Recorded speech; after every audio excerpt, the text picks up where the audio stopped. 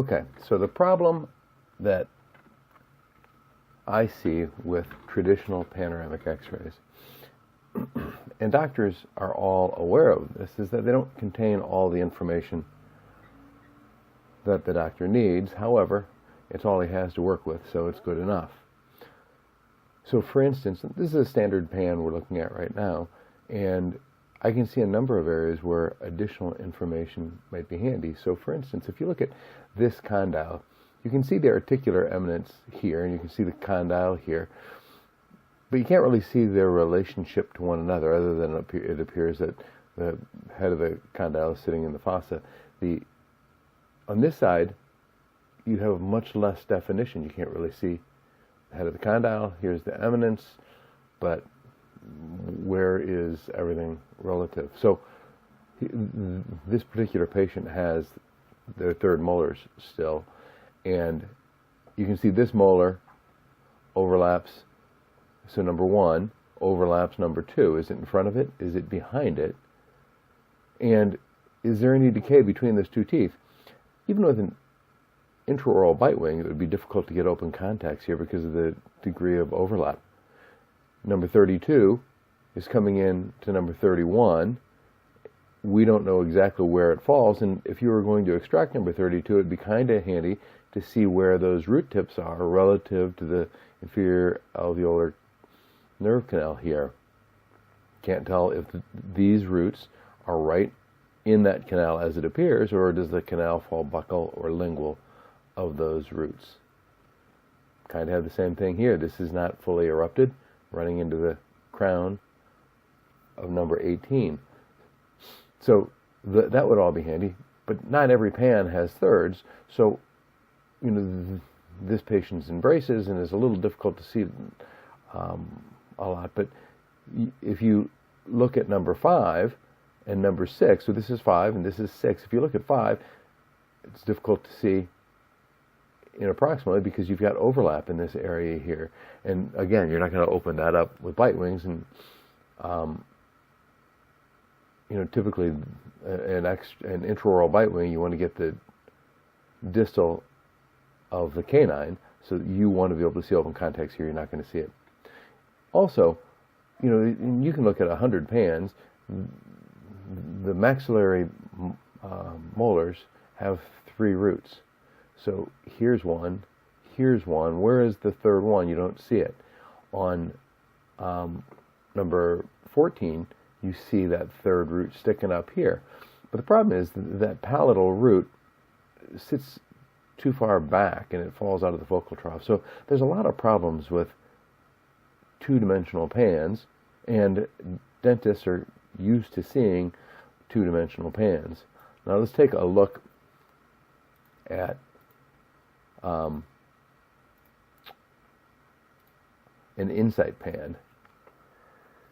So this isn't a particularly good pan, but you have some of the same problems on this pan that we were looking at on the 2D pan. For instance, you've got this condyle, the patient's right condyle is in pretty good focus, but the left condyle is not in very good focus. Can't see the articular eminence very well. You have thirds on this. Now this is a younger patient, but it is still handy to be able to see where those thirds are coming in. So let's kind of walk through this pan and discuss some of the same things we saw on that last pan. So as you look at the head of this condyle, you can see as it comes into focus and then back out of focus. So it looks to me to be in very good focus from about layer 18, 19, 20, 14, 15, 13 to 18. And as we move farther forward, then you see the coronoid process coming into focus. So the head of the condyle is out of focus, but as we move more anteriorly, you can see the articular eminence coming into focus. It's always interesting on panos. It's difficult to see where the coronoid process, which is this up-down piece here, that is in focus right there. So it's difficult to see where that sits relative to the maxilla. But you can see that the coronoid process is in focus and the maxilla is not in focus until I come clear down here. So layer 26, the maxilla is in focus. And layer 10, the coronoid process is in focus. So we know that the coronoid process is sitting about 16 millimeters behind the maxilla. So now as we come forward, we look at tooth number 1, and as it's erupting, you kind of get it in focus in layer 29-ish. If you look at the distal root of number 2, it's in and out of focus at 26. So we know it's sitting more posterior to number 1.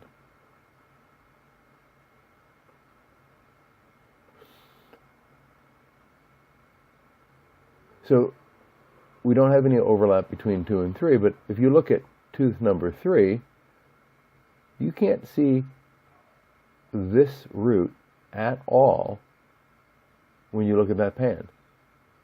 But it sits too far back. It's the palatal root, and it sits too far back in the focal trough, and so it's not in focus, and you just can't see it. But with the inside pan, it becomes fairly clear where it is.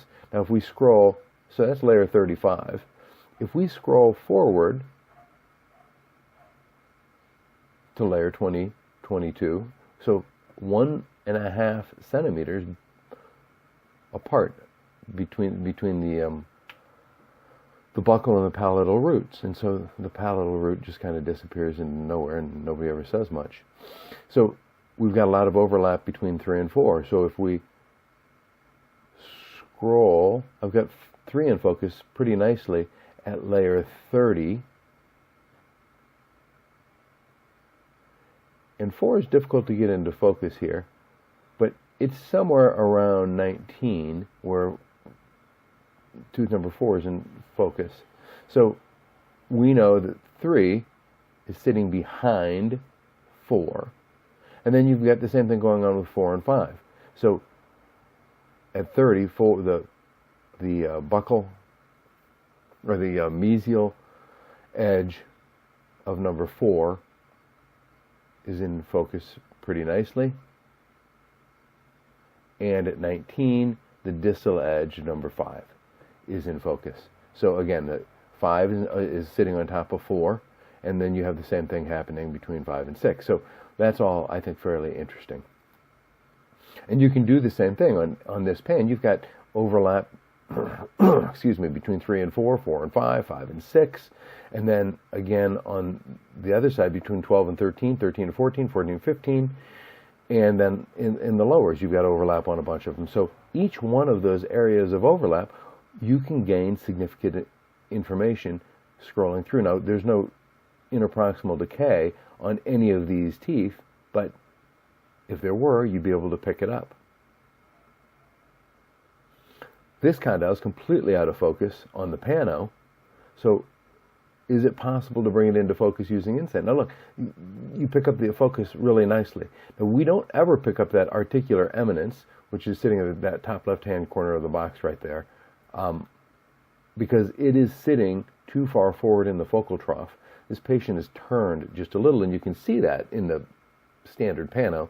This is a little bit magnified, so it's sitting farther back, and this is a little bit minimized, so it's sitting farther forward, and so the patient is either anomalous, which is probably not the case, but it's more likely they turned a little bit to their right, their left condyle sitting forward a little.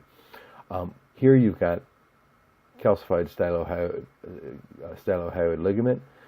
Where does that sit relative to the ramus? It looks to me like they're on the same plane in a standard pano. Now, every dentist knows where it sits, but you'd be amazed when you start looking at CTs and they don't understand what they're looking at, and that's because it's hard to...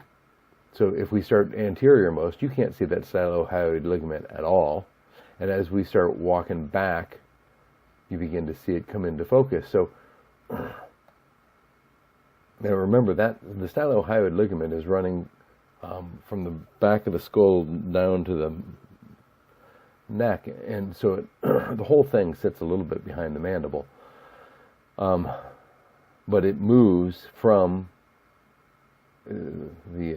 what appears to be the anterior of the focal, fairly anterior of the focal trough, because the focal trough curves around the mandible.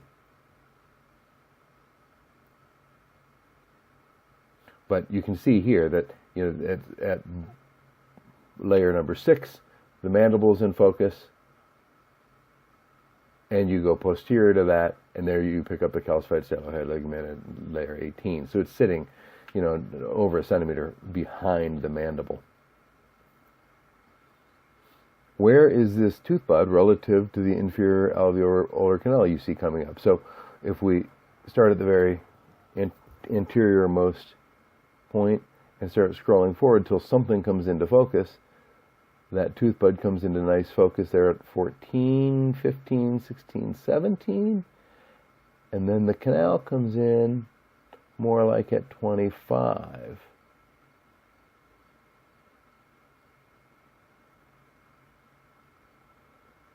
So it looks like the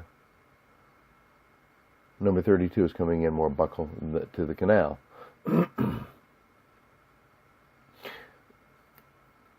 If you look at the mesial of 30, there's a little darkening. You see the top left-hand part of that box. You see a little darkening. Well, I don't have any idea what that is, but let's take a look at it as we scroll through from the beginning, from anterior-most to posterior-most, and see if that looks like anything. Doesn't, at the same time, watch that restoration on the occlusal. So you see some darkening there, and it appears that you have some sort of invagination in the mesial of that tooth. Definitely worth sticking a probe in there. I don't know that you'd find anything, but it does look to me like there is a density change in that tooth where it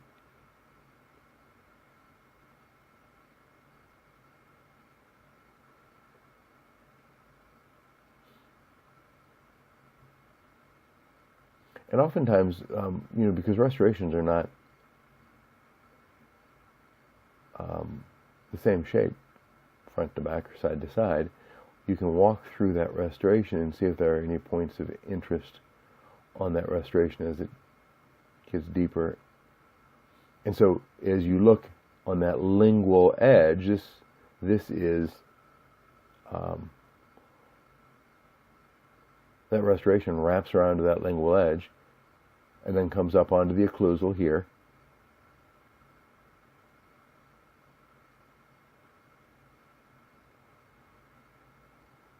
You can get a lot of information if you've got any leakage. So look at the so if you look at number 19, which the left edge of the box is on, you can look at the shape of that restoration. That you think you know what that restoration looks like. But let's go all the way to the anterior most. So we're buccal and we're going to move to lingual, and that restoration really changes shape as we walk through that tooth, which we'd expect, but you never, when you look at a panoramic x-ray, you don't get that much information.